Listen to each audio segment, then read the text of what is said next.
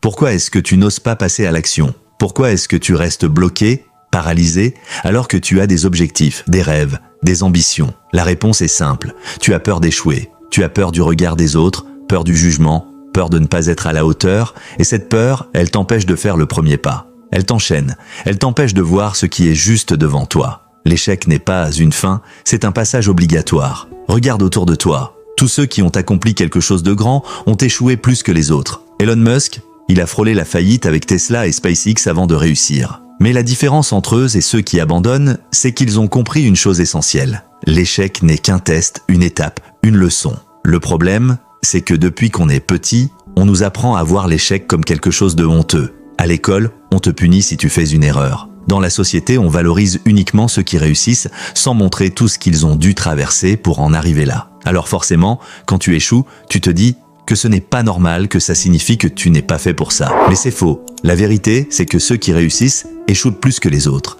parce qu'ils essayent plus, parce qu'ils tentent, se relèvent et ajustent leur trajectoire. L'échec ne les arrête pas, il les guide. Mais comment changer cette perception et faire en sorte que l'échec ne soit plus une barrière, mais un levier pour avancer?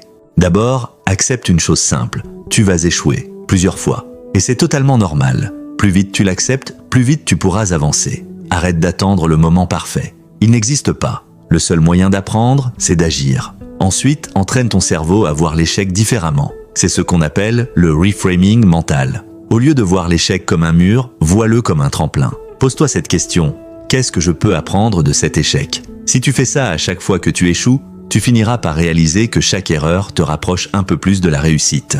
D'un point de vue scientifique, notre cerveau apprend mieux par l'erreur. C'est ce qu'on appelle la neuroplasticité. Plus tu te trompes et corriges tes erreurs, plus ton cerveau s'adapte et devient performant. Chaque échec est littéralement une mise à jour de ton système interne. Mais si tu n'échoues jamais, tu ne progresses pas. Alors maintenant, comment passer à l'action malgré la peur? La première méthode, c'est la règle des 5 secondes de Mel Robbins.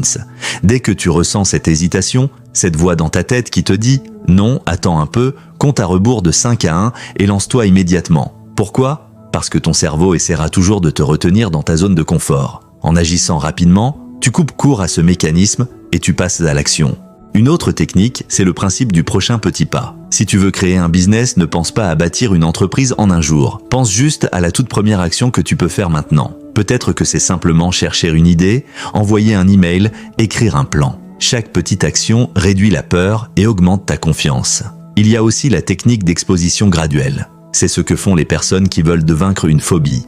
Elles commencent par de petites expositions jusqu'à ce que leur cerveau s'habitue. Si tu as peur d'échouer, force-toi à échouer sur des petites choses. Mets-toi volontairement dans des situations où l'échec est possible. Plus tu échoues, plus tu comprendras que ce n'est pas si grave. Et surtout, adopte un état d'esprit expérimental, ce qu'on appelle le test and learn. Au lieu de voir tes projets comme des réussites ou des échecs, vois-les comme des expériences. Chaque tentative te donne une information précieuse, peu importe le résultat. C'est ce que font les startups les plus innovantes. Elles testent, échouent vite, apprennent et ajustent. Pour que tout cela devienne une habitude, tu dois t'entourer des bonnes personnes. Si tu es entouré de gens qui ont peur de l'échec, tu auras peur toi aussi. À l'inverse, si tu fréquentes des personnes qui prennent des risques, qui se lancent sans avoir toutes les réponses, leur état d'esprit va déteindre sur toi. Un exercice puissant que tu peux essayer, c'est la journée de l'échec volontaire. Pendant une journée, essaye de faire des choses où tu risques de te tromper. Parle à quelqu'un que tu n'oserais pas aborder, essaye un nouveau sport, propose une idée risquée au travail. Le but, c'est de se déshabituer à voir l'échec comme une catastrophe. Finalement, fais de l'échec une routine. Intègre-le dans ton processus. Accepte-le, utilise-le et avance. Ce qui te sépare de tes rêves, ce n'est pas l'échec, c'est la peur de l'échec. Et cette peur, elle disparaît quand tu commences à voir l'échec pour ce qu'il est vraiment, un tremplin vers la réussite. Alors maintenant, c'est à toi. Quelle action vas-tu entreprendre aujourd'hui malgré la peur? Laisse un commentaire et engage-toi publiquement. Si cette vidéo t'a aidé, like, partage-la avec quelqu'un qui en a besoin et surtout, n'attends plus. Passe à l'action. Le succès, c'est d'aller d'échec en échec sans perdre son enthousiasme. Winston Churchill.